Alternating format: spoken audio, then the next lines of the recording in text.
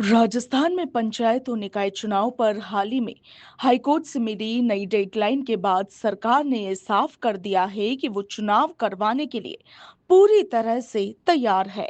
UDH minister Jhabar Singh खर्रा ने सोमवार को कहा कि राज्य चुनाव आयोग जब भी उचित समय समझेगा तो सरकार तैयार है।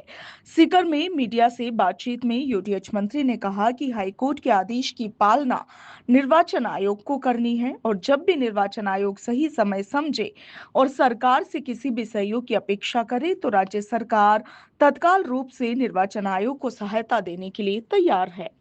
झाबर सिंह खर्रा ने पंचायत और निकाय चुनाव को लेकर कहा कि सरकार के स्तर पर 3 महीने पहले ही पंचायत राज, पंचायत समिति पुनर्गठन, नई पंचायत का सृजन और उनके वार्डों का पुनर्गठन सहित नगर निकाय के सीमा विस्तार को लेकर वार्डों के पुनर्गठन का काम पूरा कर लिया गया है और अब सरकार चुनाव करवाने के लिए पूरी तरह से तैयार है। वहीं विपक्ष पर निशाना साधते हुए मंत्री झाबर सिंह खर्रा ने कहा कि पिछली सरकार के समय ओबीसी आयोग का गठन नहीं किया गया और जब हमारी सरकार के संज्ञान में यह मामला आया तो इस पर ओबीसी आयोग का गठन किया गया।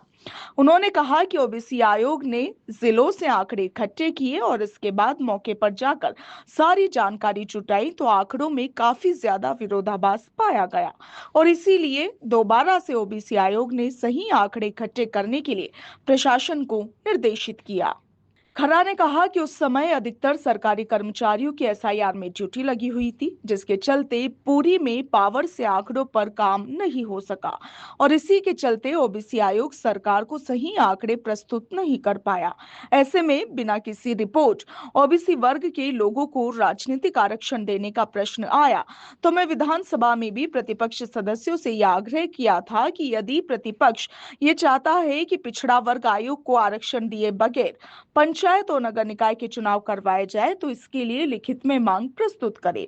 इसके बाद राज्य सरकार उस पर विचार करेगी, मगर आज तक भी किसी प्रतिपक्ष के द्वारा इस तरह की मांग लिखित में दी नहीं गई, जिसके चलते ही राज्य निर्वाचन आयोग ओबीसी आयोग के सटीक आंकड़े का इंतजार कर रहा है।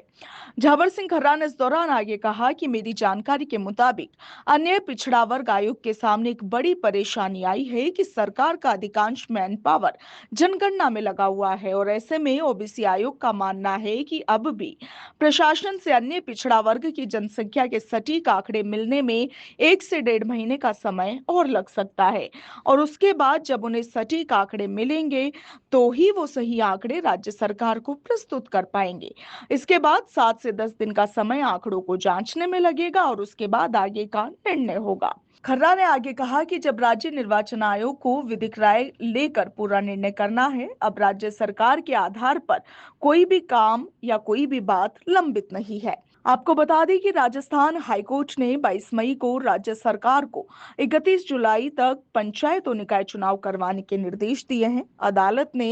इसके साथ ही ओबीसी आयोग को 20 जून तक रिपोर्ट देने के निर्देश भी जारी किए हैं। इससे पहले हाईकोर्ट ने पिछले साल नवंबर में राज्य सरकार को 15 अप्रैल 2026 तक चुनाव करवाने के निर्देश दिए थे, मगर राज्य सरकार ने इसमें असमर्थता जताते हुए 2026 तक का समय मांगा था।